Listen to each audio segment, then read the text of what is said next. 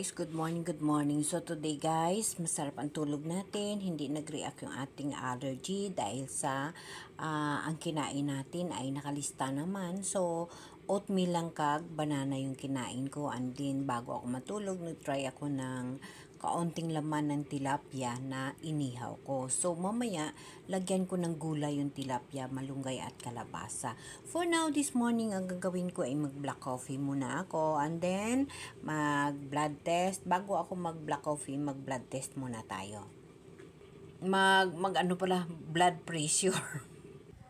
So, normal tayo, 120, 126 dito, at saka 7860, So, sa November 1 na ngayon. So, normal tayo, no? So now, mag-coffee na ako, and then after coffee, nagluto na ako ng aking oatmeal. And then, magsimula na tayo ng pag-ayos kapag trabaho na natin. So, at this guys, so dahil na hindi nag-react yung allergy ko for today, this morning, yung kakainin ko is yung saging na sabalang at saka yung oatmeal. Doon ako focus sa kinakain ko. So guys, kasi dapat kakanta ako, pero ituloy ko na lang pag-video natin. Sa last message ko sa this video na ipopost natin for tomorrow, so napag-alaman ko na yung isang klase ng allergy is yung hives, yung HIBES, hives allergy. Yun yung cause ng parang nangangati, tapos red patches siya, at saka yung skin natin is sobra kati-kati. So sometimes yan ang nararamdaman ko, at sometimes naman lalaki yung mga labi natin. So isa yan sa hives allergy na tinatawag. So kung gusto nyo, mayroon kayong idea sa hives allergy, so i-search ninyo para malaman ninyo. If ever na mayroon din kayong allergy, medyo may idea rin kayo, di ba guys? So yun na nga ang nangyayari sa allergy natin, may tendency na hives, but good news guys, today wala talaga akong naramdaman na kahit ano, dahil na kumbaga today, yung kinain ko lang guys is yung lugaw with yung sabaw ng malunggay at tilapia kanina, na yun din ang kinain ko last kain ko, so ginulit ko lang, so hindi ako nangangati. So tonight, i-close na naman natin yung video natin sa isang tip na makatulong sa inyo. So ang tip natin sa this video natin yung black coffee. So inuulit ko lagi yung black coffee kasi before guys, nung hindi ko pa alam na ang black coffee is pwede pala sa may immune system o sa may allergy sa dugo. Tuwing umaga, nagiinom ako ng iba't ibang klaseng inumin na pangpainit sa tiyan.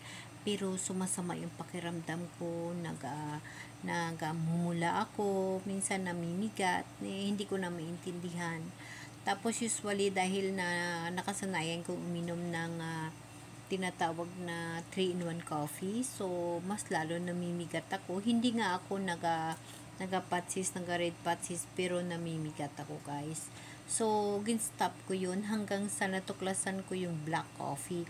So, every morning, pagkagising ko, nagiinom ako ngayon ng black coffee. Before, nang mataas yung blood sugar natin, ang iniinom ko, kung nakikita niyo sa mga videos ko, yung turmeric. But nakikita ko na pag uminom ako ng turmeric, nanghihina ako. Kasi nachi-check yung BP ko na baka baba na. So, siguro yung kumbaga yung sakit ko naka-focus ngayon sa tinatawag na immune system natin. So, dahil sa bago kong natuklasan na ang coffee is bagay sa akin, every morning coffee, black coffee ang iniinom natin. Nilalagyan ko ng muscovado sugar. Muscovado sugar ang ginamit ko sa black coffee. So, hindi ako namimigat, hindi rin ako namumula, at yung mga pangmerienda naman na sa pagkakaalam ko ngayon at napatunayan ko na rin is only Mountain Dew. Kasi pag uminom ako ng mga juice, ng mga soft drinks na ibang klase, mga soda, whatever na inumin ko, sobra bigat yung pakiramdam ko. Pero pag Mountain Dew ang inumin ko, parang uminom lang ako ng tubig, wala akong naramdaman.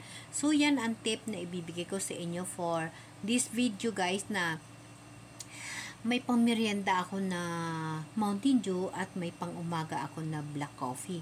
So, iyan ay bilang may immune system problem o disorder na sa blood natin, kumbaga, yan yung dalawa na yan ay pwede sa akin. So guys, kayo rin, kung mayroon din kayo nakakaramdaman na kagaya sa naramdaman ko, i-try nyo rin na wag uminom ng kung ano-ano. I-try nyo muna yung black coffee and then yung Mountain Dew. If ever, baka tatama din sa inyo. Kag of course, manatili tayong mag-search ng bawat nararamdaman natin kasi makatulong yung pag-search natin. Matutulungan natin yung ating mga doktor. And by the way guys, today, hindi rin pala ako uminom ng aspirin.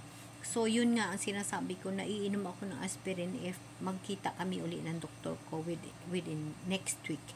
So, yun guys, yun lang ang matip ko sa inyo for today in this video na sa kagaya ko ng may immune system, pwede sa akin yung black coffee and Mountain Dew. Okay guys, maraming salamat sa inyo.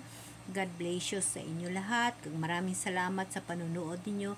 Sana nakatulong sa inyo yung ibang karanasan ko sa mga idea ko sa pagluluto and din sa sarili kong kinakain na napakasimple kasi yun na yung dapat simple na yung pagkain dahil nga may allergy tayo sa dugo, may immune system tayo na problema. So guys, for this video, sana nakakatulong ito ang konting tips ko sa inyo kag manatili na tuklasin ko pa yung nakakarapat dapat ko kakainin at siguro naman magagamit nyo rin sa inyo. Okay guys, maraming salamat sa inyo. See you again tomorrow and din ngayong gabi. Titingnan natin kung anong mangyayari sa pagrarasis natin or what. Sana wala naman para makatulog tayo ng maayos. And then tomorrow morning, magkita tayo muli para malalaman ninyo kung ano na naman ang nangyayari sa gabing tulog ko. Sana guys, hindi na mauulit at magiging maayos sa kinain ko for today. Lugaw lang ako guys. Kag sabaw ng tilapia na mayroong malunggay. So, easy lang ang naramdaman ko kahit na mabigat ang katawan. Siguro naman yung mga may immune system dyan o may allergy, nakakaramdam din kayo ng mabigat yung katawan ninyo. So, kung nakakaramdam din kayo ng pamimigat ng katawan ninyo, may idea rin kayo, i-share nyo rin sa comment para na ma-spread out natin yung ating mga karanasan, yung ating mga dapat gagawin. Okay guys, maraming salamat sa inyo. Guys, don't forget, black coffee and Mountain Dew, pwede sa akin na may immune system.